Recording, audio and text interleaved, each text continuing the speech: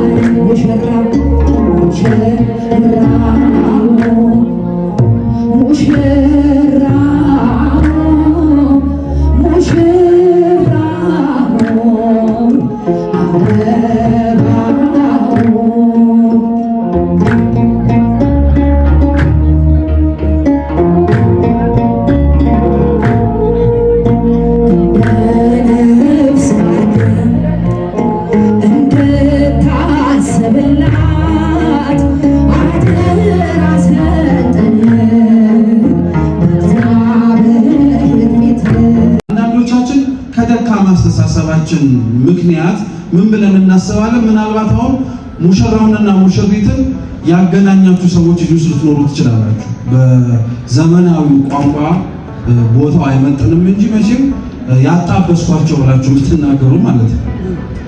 እሱ እኔ ባልኖር ኖሮ እሷን አያገኛትም ምናምን የሚል ሰው አለ እና በነገራችን መታረም አለባችሁ። ሰው እርግጥ ነው እግዚአብሔር አምላክ ምክንያት ሆኖ በሱ ተጠቅሞ ሊሰራ ይችላል። ግን ሰው ስላደረገና ስላሰበ ስላገናኘ ሳይሆን ማን ስለፈቀደ ነው የዛሬውን ቀን ያየነው? እግዚአብሔር ነው። ምንም ጥርጥር የለውም። ብዙ ሰው እንኳን አገናኝቷል፣ ግን እንዳሰበው ሳይሆንለትም ቀርቶ። ስለዚህ እግዚአብሔር አዳም ብቻውን ይሆን ዘንድ መልካም አይደለም፣ ረዳት የምትሆነውን ሴት እንፍጠርለታል። በዚህ ሁለተኛ የምትማሩት ነገር ምንድነው? አብራችሁን በሉ። አሁን እግዚአብሔር በሉ እስኪ ለሰው ከሰው በላይ ያስብለታል። እውነት ነው። ለአዳም ሔዋንን ያዘጋጀው ማን ነው? እግዚአብሔር። ስለዚህ ለሙሽራውና ለሙሽሪት ከቤተሰብ በላይ ከወገን ከጓደኛ በላይ ለነሱ ለራሳቸው ከራሳቸው በላይ ማን ያስብላቸው? እግዚአብሔር ያስብላቸዋል። ይሰማችሁ? አዳምጡ። መቼም በእርግጠኝነት ይሄንን ብዙ ሰው ስለማያውቅ ነው የምነግራችሁ። ከሌሊት ጀምሮ የነበረ ሰው አለ አይደል? ለምን ሌሊት እንደመጣችሁ ታውቃላችሁ? አሁን ለምሳሌ ጥሩ የሆነው ደግሞ ቀን ብትመጡ ነበር፣ እርስ በርስ እየተያየን እልል እያለን እየዘመርን። ግን ሌሊት ማንም በማያውቃችሁ ሰዓት ነው የመጣችሁ። ክርስቶስ በተሰቀለ ጊዜ ላይ ከ6 እስከ 9 ሰዓት ታስታውሳላችሁ። ፀሐይ ብርሃኗን ምን አድርጋ ነበር? ከልክላ ነበር፣ ጨለማ ነበር። እናንተ በጨለማ የመጣችሁት ክርስቶስ ቤተክርስቲያንን ሲሰጠን በጨለማ ሰዓት ላይ እንደነበረ ለማስታወስ። ግን ፍጹም ጨለማ ደግሞ አልነበረ። ጥቂት ደግሞ በእጃችሁ ምን ይዛችሁ ነበር? ጧፍ ይዛችሁ ነበር፣ የሚበራ ብርሃን። ጧፉ ለመብራት ወደደም ጠላ መቅለጥ ይጠበቅበታል። ክርስቲያኖችን በምድር ሲኖሩ ክርስቶስ እነሱ እንዲታይባቸው የሚፈልጉ ከሆነ መግለጥ አለባቸው፣ በምግባር በሃይማኖት መኖር አለባቸው ለማለት እኮ።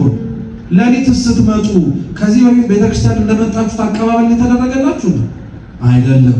እማያውቃችሁ ሰው ሁሉ እኮ ቅዱስ ፓትርያርኩ እንደሚቀበል ወለል ብለውላችሁ፣ ካህናተ ቤተክርስቲያን ለቅዱስ ፓትርያርኩ እንደሚያደርጉት ጥላውን፣ ድባቡን፣ ወንጌሉን፣ ልብሳቸውን ለብሰው ተቀበሏቸዋል። ለምን ዛሬ ሙሽራውን ሙሽሪትን አይተን አይደለም ይሄንን ሁሉ ክብር የሰጠናቸው? ዛሬ አይተን ይሄንን ሁሉ ክብር የሰጠናቸው በመስቀሉ ላይ የተመለከትነውን ክርስቶስንና ቤተክርስቲያንን ምሳሌ ሆነን ስላየናቸው። ቅዱስ ጳውሎስ ለዛ ነው ባልና ሚስት ራሱ እንዲኖራቸው የሚገባውን ፍቅር ሲናገር ምን እንደሚል ታውቃላችሁ?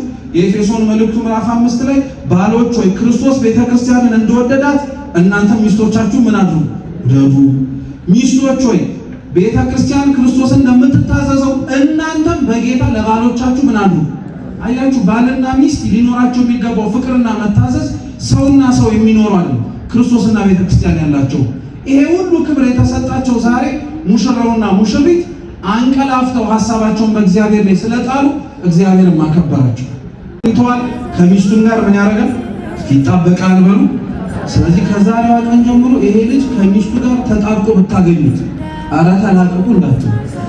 ቅዱስ መጽሐፍ ራሱ ከሚስቱ ጋር ምን ያደርጋል ነው የሚለው? ይጣበቃል የሚለው። እንዲያውም ሲለያዩ ምን ሆናችሁ ነው? እንዲያውም አንድ ላይ ሳታያቸው ስትቀሩ ምን መጣበሉ እንጂ ከሚስቱ ጋር ይጣበቃል የሚለው። ከዛ በኋላ ግን ሁለቱም አንድ ስጋ ይሆናሉ አለ። ስንት ስጋ? አሁን ስታያቸው ስንት ስጋ ናቸው? ተዋቶሽ ነው ነው ስታያቸው ስንት ስጋ ነው የምታዩት? ሁለት ስጋ። ሁለቱም አንድ ስጋ ይሆናሉ ማለት ፈቃዳቸው ከዚህ በኋላ ስንት ነው ለማለት ነው? አንድ ነው እንጂ በእርግጠኝነት ነገ ከሰርጉ በኋላ ታክሲ ውስጥ ተሳፍረው ቢሄዱ ተጋብተዋልና ብለው ወያለው የአንድ ሰው ሂሳብ ይላል አይደል? የሁለት ሰው መክፈላቸው አይቀርም። ሁለት ነፍስ አልተባሉ። እየሰማችሁ? ሁለቱም አንድ ስጋ ነው እንጂ ሁለቱም አንድ ነፍስ ይባላሉ አልተባለም። ለሙሽራውና ለሙሽሪትም ትልቅ መልእክት ነው። ምን እየተባለ መሰላችሁ? ስትኖሩ የምትኖሩት አንድ ነው በክርስቶስ የፍርድ ዙፋን። ዳግም ግን ስትመጡ የምትጠየቁት ለየግላችሁ። እየሰማችሁ? ስለዚህ የተጋባን ሰዎች ብንጋባ ፍርድ ግን ሲሰጠን ከክርስቶስ ዙፋን ፊት ለምንድን ነው አልኳችሁ? ለተናጠል ነው። ስለዚህ ይሄን ጋብቻ ነው ቤተክርስቲያን ምስጢር ነው እያለች እናትና አባትን በመተው ከሚስት ጋር በመጣበቅ አንድ ስጋ ወደ መሆን ደረጃ እንድንደርስም ራሱ የምትገፋፋ የጋብቻ ሔዋንን ፈጠረለት። ከራሱ ቢያወጣት ወይም ከጭንቅላቱ አጥንት ቢያወጣት የበላይ ነኝ እንዳትል፣ ከእግሩ አጥንት ብትወጣ የበታችነት ስሜት እንዳይሰማት እኩልሽ ነው አንቺም እኩሉ ነሽ ሲላት ከምኑ አወጣት? ከጎኑ አወጣት። ሙሉ ሰው አድርጎ ፈጠረና ቁጭ አደረጋት። አባቶቻችን የአዳምን መተኛት ማንቀላፋት እንዲሁ ዝም ብሎ መተኛትና ማንቀላፋት አይደለም ይላሉ። ስለ ትዳር መሰረታዊ ትምህርት ስላለው ልብ ብላችሁ ስሙ። አዳም በተኛበት ጊዜ ላይ ሔዋን የተፈጠረችው አንደኛ ሳይተኛ ከጎኑ አጥንት አውጥቶ ቢሆን ኖሮ አሁን እናንተ በሕክምና ምንም አይነት አንስቴዥያ ሳትወጉ ማደንዛዣ ሳትወጉ ቢቀዷችሁ ያማል አያል መልሱ እንጂ በጣም ጥሩ። ብዙም ሰመመናዊ እንቅልፍ ላይ ሳይሆን እንደነቃ ከጎኑ አጥንት አውጥቶ ቢፈጥራት ኖሮ ባያት ቁጥር እርሷን ለመፍጠር ሲል የተሰማውን ህመም እያየ ምንም አይነት የፍቅር ስሜት አይሰማውም ነበር። እየሰማችሁ? ሙሉ በሙሉ ደግሞ ተኝቶ ቢሆን ኖሮ ደግሞ ከተኛበት ሲነሳ ይደነግጥ ነበር፣ ከየት መጣች ብሎ ማለት ነው። ስለዚህ ብዙም ሳይተኛ ብዙም ሳያንቀላፋ ከጎኑ ወጣ። ሁለተኛውን ደግሞ ቅዱስ ኤፍሬም ሶርያዊ አዳም ለምንድን ነው የተኛው ብሎ ሲናገር ምን ይላል? የአዳም እንቅልፍ አይደለም፣ ሐሳቡን እስኪ በሉ እንጂ አትዩኝ፣ ሐሳቡን በእግዚአብሔር ላይ ጥሎ ነው ይላል። አያችሁ፣ የአዳም እንቅልፍ ሐሳቡን በማን ላይ ለመጣሉ ምሳሌ ነው? በእግዚአብሔር ላይ። ሰው የፈለገውንና የወደደውን ነገር የሚያገኘው ሐሳቡን በማን ላይ ሲጥል? በእግዚአብሔር ላይ ሲጥል ነው። ሙሽራው ሙሽሪትም ዛሬ የተገናኙት ወደድንም ጠላንም ሐሳባቸውን በማን ላይ መጣል ስለጀመሩ? በእግዚአብሔር ላይ ስለጣሉ። ሔዋን ከጎኑ ተገኘች። ከዛም በኋላ ተነስቶ ነቅቶ አያትና ይህች አጥንት ከአጥንቴ ናት፣ ስጋዋም ከስጋዬ ነው፣ ሴት ትባላል። ከየት አይቷት? ከየት አውቋት? ከአጥንቱ ትውጣ፣ ከጅማቱ ትውጣ፣ ከምኑ ትውጣ? በምን አውቁ? አዳም አባቶቻችን እንደሚነግሩን የወደፊት የሚሆነውን ነገር የማወቅ የመረዳት ሀብተ ትንቢት ነበር። ስለዚህ እሷን እያየ እየተናገረ የነበረው እሷን እየተመለከተ ያይ የነበረው እርሷን ብቻ አልነበር። በኋላ ላይ እንቅልፍ በተባለ ሞት በዕፀ መስቀል በቀራንዮ ላይ ተሰቅሎ የነበረው ጌታችን ኢየሱስ ክርስቶስን እየተመለከተ ነበር። እርሱ ለሔዋን መገኛ እንደሆነ ሁሉ ዛሬ ተዋጆች ነው ሁሉ ስታያቸው ስንት ስጋ ነው የምታዩት? ሁለት ስጋ። ሁለቱም አንድ ስጋ ይሆናሉ ማለት ፈቃዳቸው ከዚህ በኋላ ስንት ነው ለማለት ነው? አንድ ነው እንጂ በእርግጠኝነት ነገ ከሰሩ በኋላ ታክሲ ውስጥ ተሳፍረው ቢሄዱ ተጋብተዋልና ብሎ ወያለው ያን ሰው ይሳብ ይላል እንጂ አይ የሁለት ሰው መክፈላቸው አይቀርም። ሁለት ነፍስ አልተባሉ። እየሰማችሁ ሁለቱም አንድ ስጋ ነው እንጂ ሁለቱም አንድ ነፍስ ይባላሉ አልተባለ። ለሙሽራውና ለሙሽሪትም ትልቅ መልእክት ነው። ምን እየተባለ መሰላችሁ? ስትኖሩ የምትኖሩት አንድ ነው። በክርስቶስ የፍርድ ዙፋን ዳግም ግን ስትመጡ የምትጠየቁት ለየግላችሁ። እየሰማችሁ። ስለዚህ የተጋባን ሰዎች ብንጋባ ፍርድ ግን ሲሰጠን ከክርስቶስ ዙፋን ፊት ለምንድን ነው አልኳችሁ? ለተናጠል ነው። ስለዚህ ይሄን ጋብቻ ነው ቤተክርስቲያን ምስጢር ነው እያለች እናትና አባትን በመተው ከሚስት ጋር በመጣበቅ አንድ ስጋ ወደ መሆን ደረጃ እንድንደርስም ራሱ የምትገፋፋን የጋብቻ ምስጢር የማይመረመር ስለሆነ በዚህ ዘመን እውነቴን የምላችሁ ክርስቲያኖች የቤተክርስቲያን ጋብቻን የማየትን እድል የማግኘትን እድል ካላችሁ በጣም እድለኞች ናችሁ። ለምን መሰላችሁ? ይሄ እንዲሁ ዝም ብሎ የመጣ አይደለም። ብዙ ተደክሞበት ነው። የሆነ ዘመን ላይ ታስታውሳላችሁ፣ ብዙ ሰው ያገባ የነበረው በቤተክርስቲያን ስርዓት አልነበረም። እየተመኘው እንኳን በዓለማዊ ስርዓት ያገባ ነበር። አሁን ላይ ግን ወጣቱ፣ አረጋውያኑ፣ ሌላውም ወደ ቤተክርስቲያን ስርዓት እየመጣ ስለሆነ ይሄን ማመስገን ያስፈልጋል። መርሳት ደግሞ የሌለብን የመጨረሻው የምነግራችሁ ነጥብ ምንድነው? አዳምና ሔዋን ጋብቻቸውን ምሳሌ አድርገን እናንሳው እንጂ ችግር ግን አልነበረበትም የማንለው ጋብቻ። እየሰማችሁ ነው። አንድ የሀገራችን ታላቅ ባለቅኔ ናቸው ይባላል። ምናሉ ይባላል? አዳምና ሔዋን ሳይጣሉ ለዘላለም የቆዩት ምናልባት አዳም የሔዋንን ቤተሰቦች ስለማያውቃቸው ነው። እየሰማችሁ ቢያውቃቸው ኖሮ እንደዚህ ማይዘልቁም እንደማለት ነው። ይጣላሉ እንደማለት ነው። ጭብጡ ግን ምንድነው? አዳምና ሔዋን ብዙ መሰናክልና ፈተና አልፈው። ስለዚህ ጋብቻ ቤተክርስቲያን ውስጥ ተመሰረተ ማለት ፈተና አልባ ነው ማለት አይደለም። እንዲያውም ይበልጥ ይፈተናል። እየሰማችሁ ይበልጥ ይፈተናል። ምክንያቱም በቅዱስ ሥጋው በክቡር ደሙ በመታተሙ ጠላት ይቀናበታል።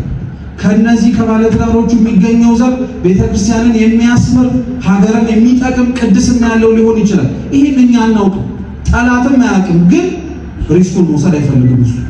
እየሰማችሁ። ስለዚህ ባለ በሌለው አቅሙ ይታገላቸዋል። አደራችሁ ከቆያችሁ አይቀር በኋላም ከአባታችን ጸሎት በኋላ መብላት መጠጣታችሁ ካልቀረ ስትወጡ ወደ መጣችሁበት ቅዱስ ሚካኤል እየተመለሳችሁ ባለትዳሮቹ ጅማራቸውን ለፍጻሜያቸው እንዲያምር ጸልዩላቸው። እየሰማችሁ